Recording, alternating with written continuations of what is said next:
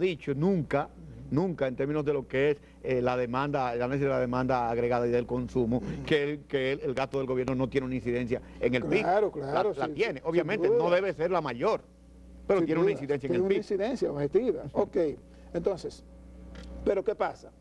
Ese incremento del gasto del gobierno se ha volcado principalmente hacia la construcción, a un grado tal, amigos televidentes y Franklin, que el gasto gubernamental en la construcción en ese primer trimestre aumentó en 187%. 187%. Eso es increíble. ¿Y el sector privado cuánto aumentó? Apenas un 20%. ¿Cómo va a ser? Así mismo. Pero no lo digo yo, Franklin. Eso está en las informaciones del Banco Central primer trimestre. Entonces, ¿qué quiere decir eso? Que el sector privado no está todavía activo. Que la locomotora ahora mismo no es el sector privado, sino el gobierno. El gobierno. Pero eso es una contradicción con lo que decía el vicepresidente de la República, el doctor Rafael Albuquerque, de que realmente la dinamización de la economía se debe al papel que está jugando el sector privado. No. Bueno, pero fueron declaraciones de... Claro, pero la cifra del Banco Central no atestigua eso. La cifra del Banco Central lo que atestigua es que la locomotora hasta ahora ha sido el gobierno central. Entonces, Franklin, esa locomotora no puede llegar hasta el infinito porque esa locomotora está caminando con deuda pública. Ya el ministro de Economía dijo que esa deuda pública respecto al Producto Interno Bruto está en el 40%. ¿Cuáles son las conclusiones de ustedes con relación a eso, a la deuda? ¿Sí? ¿Nosotros tenemos la capacidad de endeudarnos de manera infinita? No, pero no tiene unos indicadores tan alarmantes. Por ejemplo, la deuda externa con respecto al producto apenas está, de acuerdo a la información del Banco Central, en 17.5%. Es baja. Es decir, el servicio de la deuda, no la deuda, porque la deuda como tal es más alta. No, la deuda externa, si tú la divides... Como porcentaje del PIB, que está un 17.5. 17.5. ¿Y es manejable eso? Sí, es manejable. El problema es que si tú insistes en esa línea, no puede pasar como el caso griego, o como está ocurriendo en los 20 países más desarrollados, industrializados del mundo. Manuel, pero ¿qué otras alternativas le dejamos al gobierno? Sí, no podemos aumentar impuestos porque obviamente la población y sobre todo la oposición comienza de una vez lo que son la protesta con relación a eso. ¿Ok? La disminución del gasto es prácticamente imposible porque en la historia de la humanidad el gasto de los gobiernos no lo disminuyen a menos que no haya una catástrofe. Entonces, ¿cuáles son las alternativas que te dejan? Bueno, el endeudamiento. Entonces, desde el punto de vista de ustedes, ¿qué es lo que ustedes plantean con relación? Entonces, ¿cómo el gobierno va a resolver su problema de déficit o cómo el gobierno va a resolver las necesidades de inversión? Es un gran dilema que tiene la República por delante. Oye bien, es un gran dilema. Si el gobierno retira ese énfasis que tiene en estos momentos de aumentar el gasto público para reanimar la economía, ¿qué va a acontecer? Que va a haber una depresión en la economía dominicana, porque hasta ahora el sector privado no se ha incorporado de una manera firme. Es lo que está ocurriendo en el mundo. Pero el mundo se está reanimando con los estímulos fiscales. Así que volvimos a Keynes siempre. Estamos, de hecho, recurriendo al pensamiento keynesiano.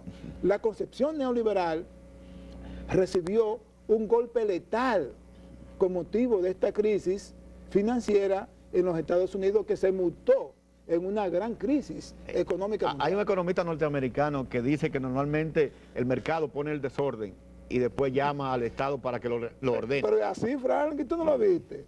Y entonces todas las hipótesis que nosotros tenemos con relación al papel del sector privado en la economía se caen, porque se supone que el sector privado es el que contrata empleo, es decir, la mayor cantidad de empleo tiene que venir por el sector privado. El que hace las inversiones es el sector privado. El que de alguna manera moviliza lo que es el intercambio comercial a nivel internacional es el sector privado. Y si no lo está haciendo, entonces, ¿hacia dónde vamos? Lo que pasa, Franklin, que antes del estallido de la crisis en los países desarrollados hubo un proceso de desregulación. Esa es la área tuya, en todos los mercados financieros.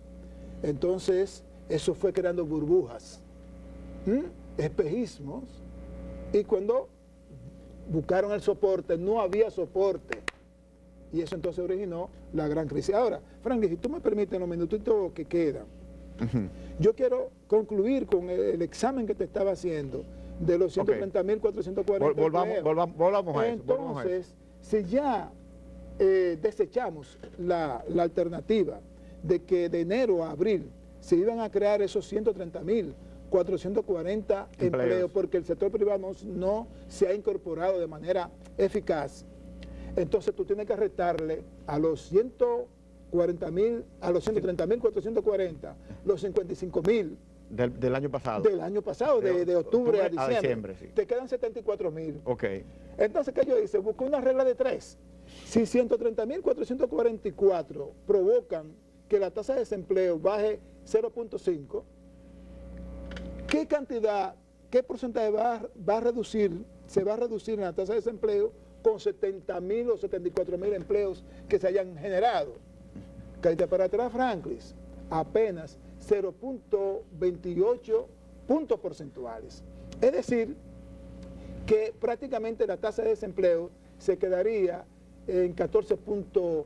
Sí, no bajaría mucho. Pero Manuel, déjame corregirte algo ahí. Y es, nunca nosotros los economistas hemos trabajado en base a regla de 3, por lo siguiente. Es decir, hay una correlación, por ejemplo, entre lo que es la inversión y el crecimiento económico. Y el crecimiento y obviamente el empleo. Entonces yo te digo a ti, no puede ser que una regla de 3 me determine a mí la tasa de desempleo, porque obviamente la tasa de desempleo se hace en base a encuestas. Sí, claro. Se hace en base a encuestas. Entonces tú no me puedes decir que una regla de 3 te puede determinar el nivel que debe haber de desempleo. Sí, no, tú tienes razón en eso, Franklin, pero en circunstancias que tú adoleces de unas informaciones primarias, tú puedes tirar una aproximación. Es decir, si los 130.440 empleos provocan, de acuerdo al Banco Central, que la tasa de desempleo baje en 0.5 puntos porcentuales, si no son 130.440, sino 74.000, entonces ¿en cuánto va a bajar? Esa fue una sencilla, claro. para tener una idea. Okay. Lo que quiero decirte, Franklin, es que finalmente esa cantidad de empleos que aduce el Banco Central también ya está en cuestionamiento.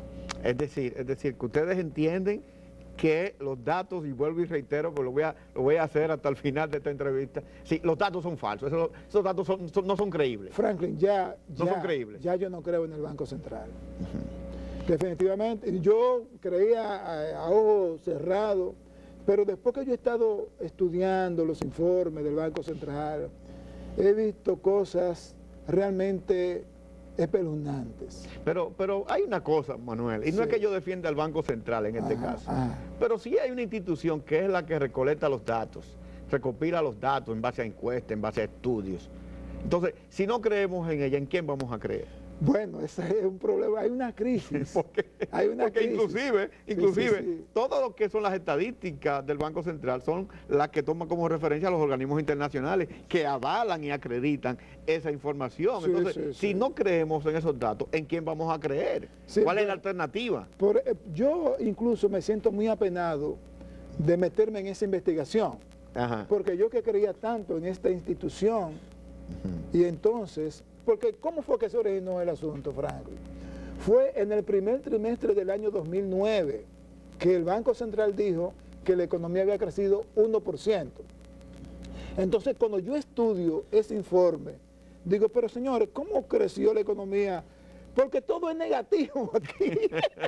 Aquí hay una recesión en el primer trimestre. Y entonces a partir de ahí fue que comencé a estudiar todos estos informes y ya no creo realmente. Finalmente, Manuel, el futuro de la economía dominicana, ¿cómo tú lo ves? Si hay 750 millones, que aunque la gente lo olvidó, de los bonos soberanos estos que colocamos en el mercado internacional y que se supone que a partir de ahora están teniendo sus efectos. Estamos hablando que hay cierta estabilidad macroeconómica. Desde tu punto de vista y en función de ese estudio, ¿cuál es el futuro de la economía dominicana? Va a depender mucho de que el gobierno central actúe con